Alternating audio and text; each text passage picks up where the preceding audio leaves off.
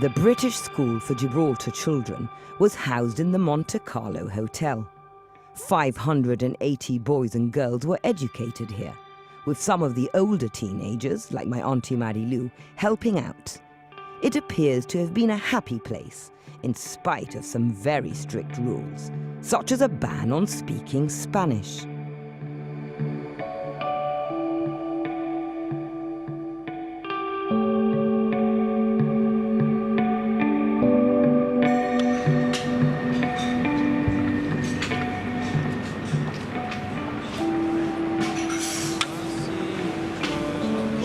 Yes.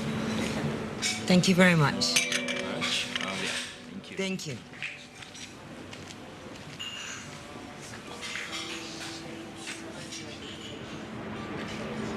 I've decided to treat myself to afternoon tea at Reed's for a number of reasons. One of them being the fantastic location. It's an exclusive hotel perched high on a hillside overlooking the Bay of Funchal. Secondly, the tea here is a must-do. It's an event. It's a wonderful ceremony with a delightful array of tea and cakes on offer and sandwiches, and I look forward to savouring them all. I'm speaking quite quietly because they're in the middle of afternoon service and I don't want to disturb anyone. Third reason for being here was because Lady Mackintosh and her entourage came here during the evacuation. Now, there was a small group of them, but they managed to take up 12 rooms. After being here for a few weeks, they were kindly asked to move on. It was ridiculous to keep the entire hotel complex open just for 12 rooms. Terribly inconvenient, I must imagine. So they moved up to another beautiful little quinta, just on a hillside close by, which is where Ivone Mossi went on to live, and where in fact her son, Dr. Frank Zeno, continues to live.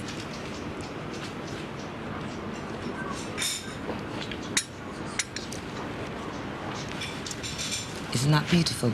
I think it's time to start savouring the wonderful cakes on offer. I'm going to start with a sandwich, then I believe I may move on to a cake or two, and then the scone.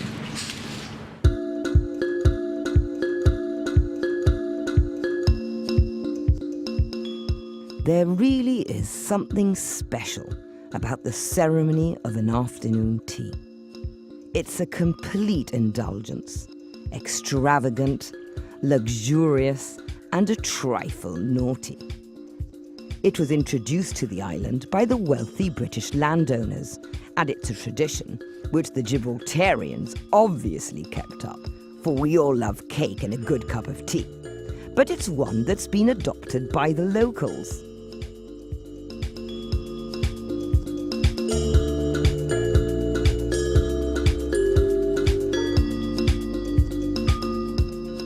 Close to the Reed's Hotel, also overlooking the Bay of Funchal, is the presidential seat.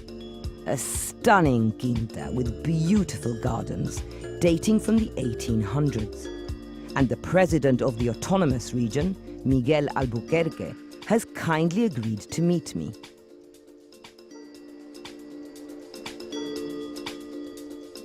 I'm just going to take you back a little bit. You probably won't remember this, but you may have heard stories about the evacuation and the Gibraltarians who were living here for quite a time.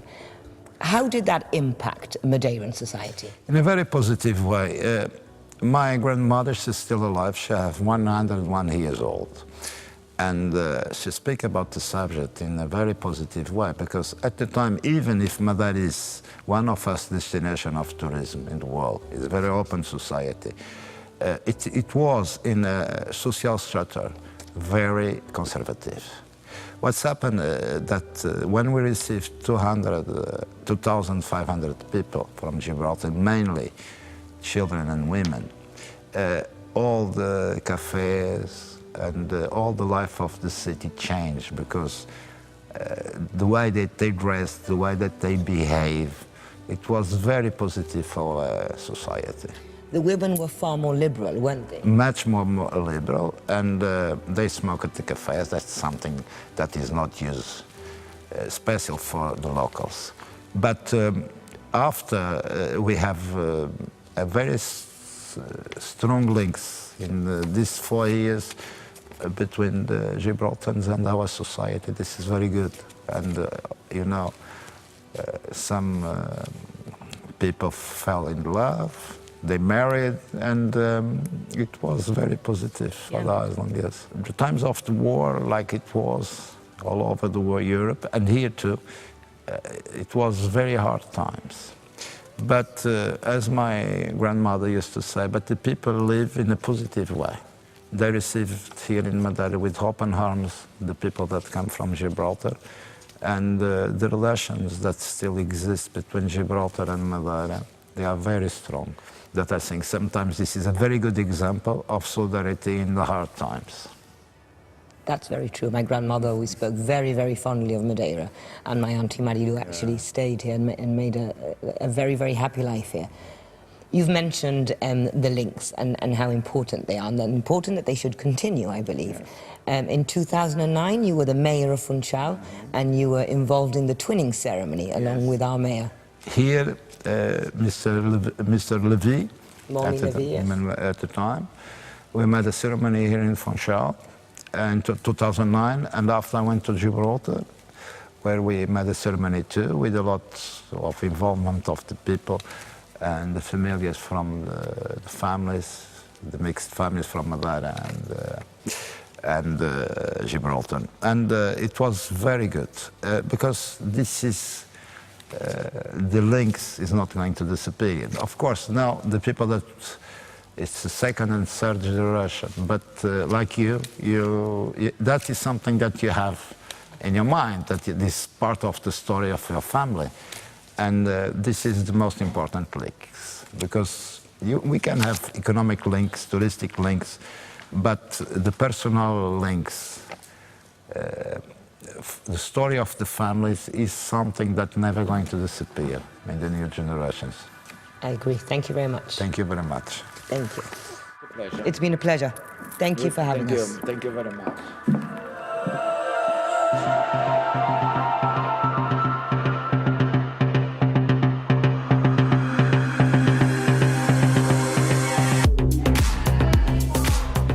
I'm at the Marítimo Stadium.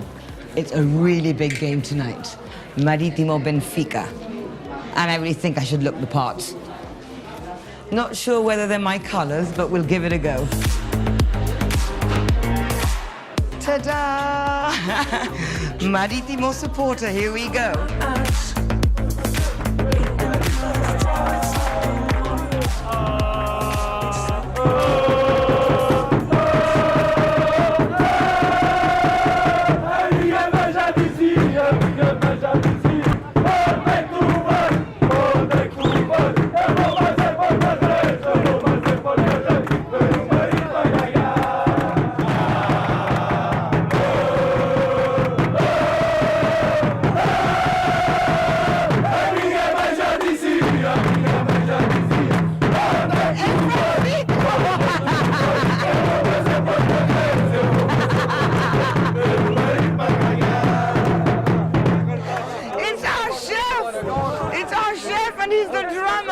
I could hear all this noise and singing, and I came over to have a look.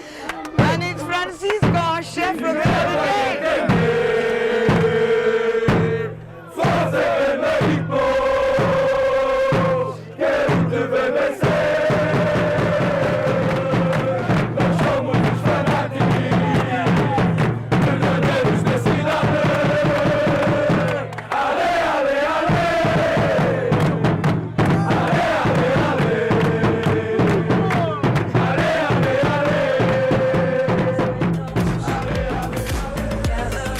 Football is a religion here in Madeira. It's permeated the fabric of their society, and Cristiano Ronaldo is God. So when I received an invite to join Artur and Ricardo, the rally drivers, at a match, I couldn't say no.